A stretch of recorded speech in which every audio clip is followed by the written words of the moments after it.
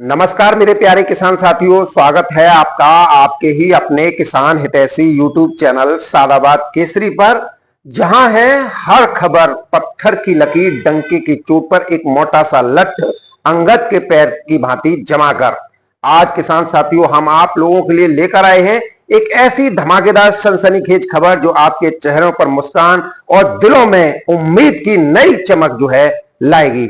आलू में आएगी जबरदस्त धमाकेदार तेजी, हरी सब्जियों की बर्बादी और मंडियों में होने वाली कीमतों की उछाल की वो पूरी दास्तां, वो पूरी भविष्यवाणी, वो भी तथ्यों और आंकड़ों के साथ। तो किसान साथियों तैयार हो जाइए, क्योंकि आज की वीडियो है आलू के बाजार का महासंग्राम।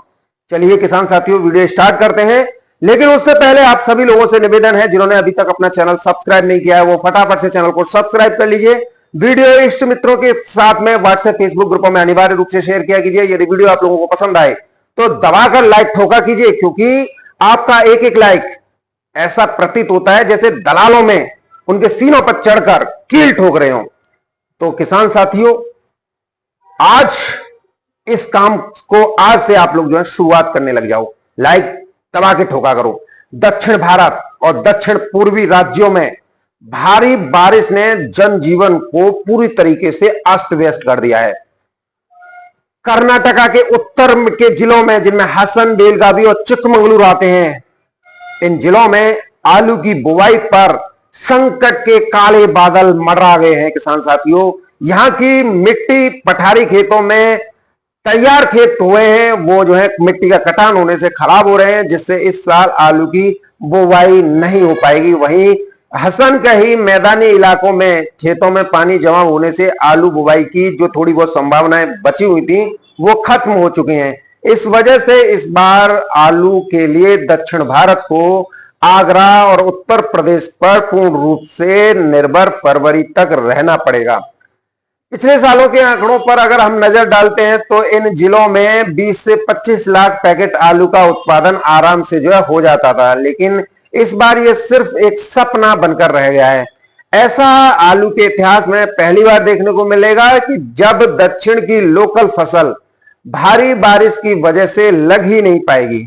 ऊपर से किसान साथियों कोलार में आलू की फसल में हुए नुकसान ने हालत और ज्यादा बिगाड़ कर रख दिए हैं, जिससे किसान चाह कर भी आलू की फसल को लगाने की सोच भी नहीं रहे। नतीजा है समूचे देश में आलू की कीमतों में गिरावट का डर खत्म हो गया है और तेजी की उम्मीद अब बढ़ गई है।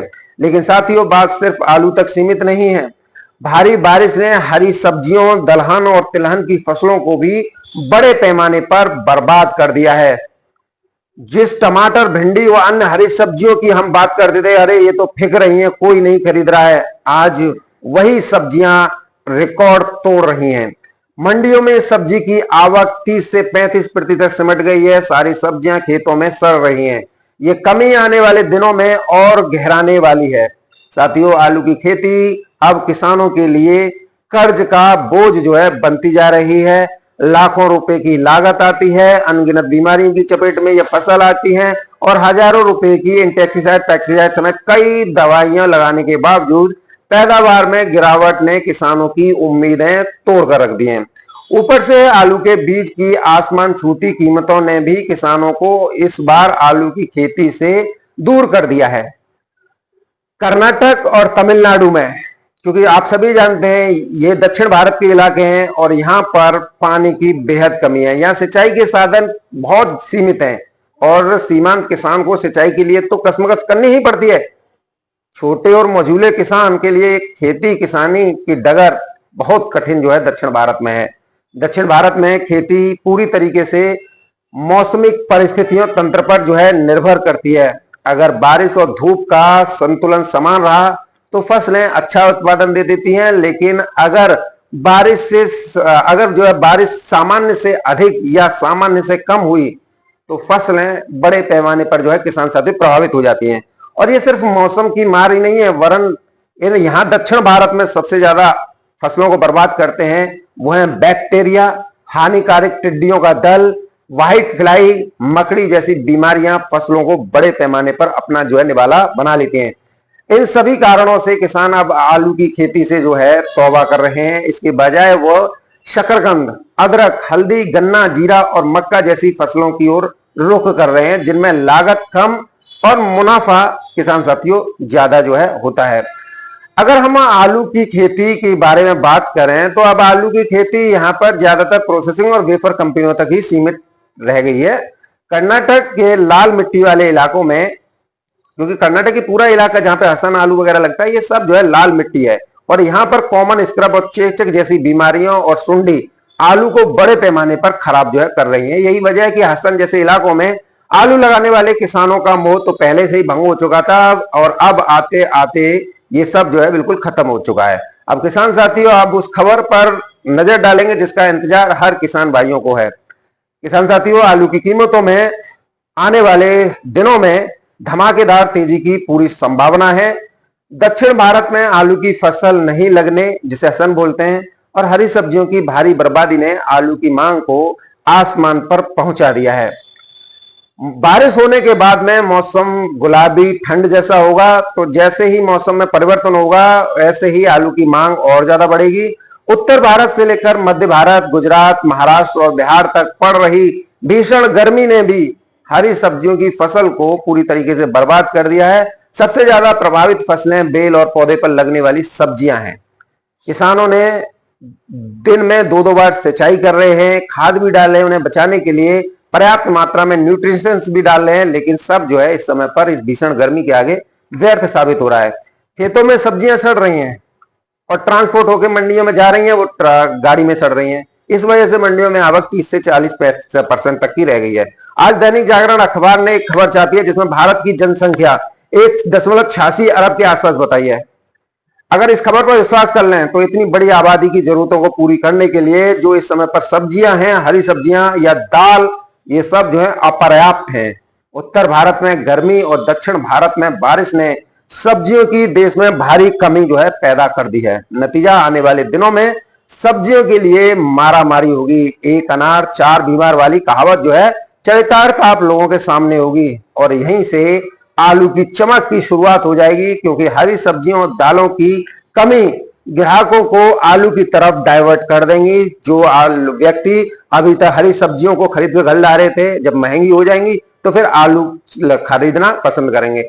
यहां तक कि एक्सपर्ट्स का मानना है कि आलू के होलसेल भाव 30 से 35 रुपए प्रति किलोग्राम तक जा सकते हैं। लेकिन बात यहीं खत्म नहीं होती। देश से बड़े पैमाने पर रूस, France, Germany, Maldives, Sri Lanka, middle east व खाड़ी देशों को एक बड़े पैमाने पर आलू का निर्यात जो है हो रहा है, जिसके चलते कीमतें ऊपर की ओर बढ़ रही हैं। इससे आलू की कीमतें आने वाले समय में 1200-1300 रुपए प्रति कट्टे का आंकड़ा पार कर सकती हैं। साथियों, ये वो मौका होगा जब आलू में तेजी का सपना देखने वाले किसानों को एक बड़ी राहत और एक बड़ी सफलता जो है हाथ लगेगी। जो लोग कह रहे हैं या कह रहे थे कि आलू में कुछ नहीं होगा, वो जो है या तो भाग जाएंगे या अंडरग्राउंड होंगे या फिर दिखाई ही नहीं देंगे। इनकी शक्ल आप देख लेना, कहीं नहीं दिखाई देंगे ये लोग। किसान साथियों, आलू की इस तेजी को देखकर और भांपकर कोल्ड स्टोरेज मालिकों और स्टॉकिस्टों में भारी खलबली जो है इस समय पर मची हुई है। इन लोगों की सांसें अटक गई हैं, धड़कनें तेज हो गई हैं।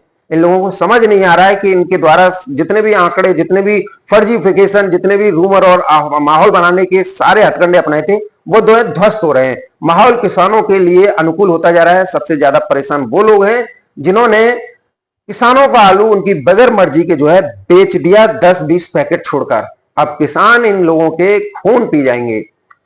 स्टॉकिस्ट, व्यापारी जो 10-20 हजार पैकेट ज्यादा खरीदकर स्टॉक करने की फिराक में थे, अब घबराहट जो फैलाकर इन लोगों ने सस्ती दरों पर आलू खरीदना चाह रहे थे, लेकिन अब किसान इनके मंसूबों को पूरी रूप से भांप चुके हैं। आलू में तेजी की संभावनाओं को ध्यान में रखकर कोल्ड स्टोरेज में सुबह से शाम तक पड़ी मारने वाले और सस्ते में आलू खरीदकर बेचने वाले व्यापारी, मैं तो व्यापारी तो ज्यादा इन्हें सम्मान दे रहा हूं, ये तो टपोरी और चिलुआ हैं, बौखला गए हैं। इनका पूरा खेल और प्लानिंग जो है चौपट होकर रह गई है। और हाँ, इस खेल में कुछ यूट्यूबर भी शामिल हैं, जिनमें सबसे प्रमुख नाम आता है पलटू राम का। पलटू राम ने कोल्ड स्टोरेज मालिकों, स्टॉकिस्टों, व्यापारियों, आड़तियों से मोटा पैसा लेकर करोड़ों रुपए जो है कमा लिए और उन्हें भी कमाए। इसने इन लोगों के सहारे प्लॉट, दुकान, मकान खरीद लिए, लग्जरी लाइफ सेट कर ली।